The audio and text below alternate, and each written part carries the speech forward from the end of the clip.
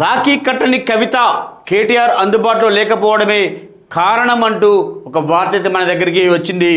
ఇంటికి వస్తున్నా అని సోదరుడికి మెసేజ్, బదులుగా నాన్ అవైలబుల్ అంటూ ఎమ్మెల్సీకి రిప్లై. నిరాశతో తన ఇంటి వద్దే జాగృతి అధ్యక్షురాలు అంటూ ఒక వార్త అయితే మనకి రావడం జరిగింది. ఇక అన్నదమ్ములు అక్క చెల్లెల మధ్య అనుబంధానికి ప్రతీకగా ఉండే రాఖీ పండుగ రోజున బీఆర్ఎస్ వర్కింగ్ ప్రెసిడెంట్ కె తారక రామారావు తన సోదరి కల్వకుంట్ల కవిత రాఖీ కట్టలేకపోయారు.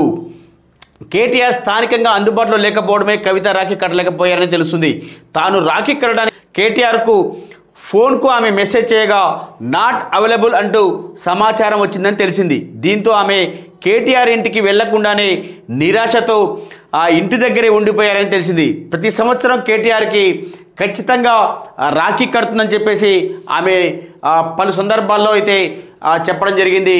సేమ్ టైం ఆమె లాస్ట్ ఇయర్ కాస్త జైల్లో ఉండబట్టి రాఖీ కట్టలేకపోయాను, నేను ఆ సందర్భంలో చాలా బాధపడ్డాను, కానీ ఈసారి ఖచ్చితంగా మా అన్నయ్యకి రాఖీ కడతానని చెప్పేసి ఆమె అయితే పలు సందర్భాల్లో అయితే చెప్పడం జరిగింది. కానీ ఈ విషయంలో కాస్త కవితకి నిరాశ ఎదురైందని కూడా చెప్పుకోవచ్చు.